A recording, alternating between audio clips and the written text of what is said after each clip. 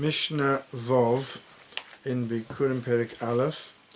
We're continuing to talk about cases where you bring the Biכורים but you do not say the Kriya of the Parsha for one reason or another. And this Mishnah starts off, Hakoine Shnei Ilonos B'Sosha Chavero. You don't own the land, but you bought a couple of trees in your friend's property. Now, if it's your property, you can bring the Parsha of Biכורים. You can say it. You can bring the Biכורים and say the nusach of the pasuk. If, however, it's not your land, then you can't. Now, what happens when you buy two trees? Well, that is a recipe for an argument, because the halacha is if you buy one tree, everybody would agree that you don't buy the land with it, and you can't possibly sue the kriya. On the other hand, if you bought three trees in close proximity, then because you've got a small little orchard, you have a small little area there you automatically acquire the land to go with those three trees, and everybody would agree you would say the parsha. However, where you buy two trees, we're in doubt whether or not the land goes with it. So the Tana Kama says, maybe v'eino koira, you have to bring the Biכורים because there's a suffix you might be chayav because it's your land. On the other hand, the suffix it may not be your land, therefore you cannot do the kriya. Rabbi Meir oimer maybe v'koira. Rabbi Meir is of the opinion that you do acquire the land, and therefore he says you should bring the Biכורים and you do the kriya. The halacha is like the Tana Kama, and you would do it without a kriya. Next case, Yovesh Hamayon Niktzatz Ha'ilon.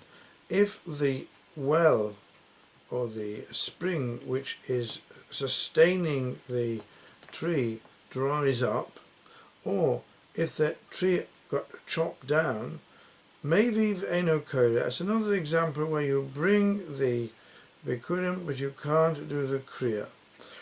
Now, the reason why you can't do the kriya is because the property no longer is in existence. There's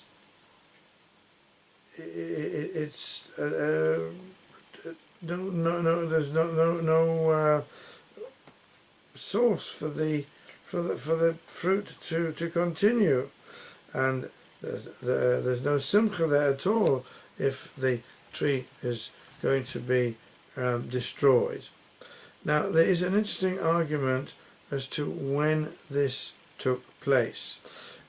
If we hold that something which was ready to have a kriya but subsequently can't have the kriya, then we can only be talking of a situation where all this happened before the Biכורים became available. In other words, the mayon had already dried up, and all the tree had already been cut before before the Biכורים had become chosen, because at that stage once the Biכורים were taken, they were never fit to be brought for the kriya. If, however, it was a perfectly healthy tree and the Biכורים were taken, then subsequently the tree became damaged or lost its source of water supply, then you could argue that since it's nira lekriya, like I mentioned in the previous case, the Mishnah, since it was nira lekriya, it was fit to have a kriya, and it didn't succeed in having it, then it would be completely possible altogether, and the Biכורים would just have to be left to rot. And that's actually also an argument between the Rishonim. The Rambam makes no distinction. He says it doesn't matter when the Biכורים were taken. In all cases, they have to be brought without a kriya.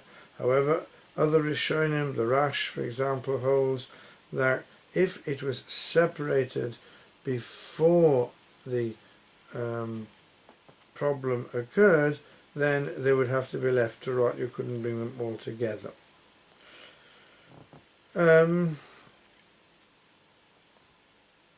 these situations, it's not possible to do the Kriya because it is it's not the tree is no longer functional. However, Rabbi Yehuda maybe Rabbi Yehuda disagrees with the Tanna Kama on this, because he says, look, the whole point in this situation is that he's got to have land. Now, what difference does it make whether the tree is surviving or not surviving? The main thing is that there is land, and the land is what creates the sustenance for the fruit. And as far as Rabbi Yehuda is concerned, it's irrelevant that the tree is not there. The land is what counts, and therefore you can bring, and not only that, you actually do the Kriya as well, because it is the land which is what matters so much. The basis of the argument seems to be that the Tanna Kama holds that if the tree is damaged, or it's been chopped, or the mayan, the spring which supplies it, is gone, and then it's as if the tree is dying a natural death, and as if there's no ground available. Whereas Rabbi Yehuda says, no, the ground is more important than the tree, and as long as there's ground there, you can do the Kriya.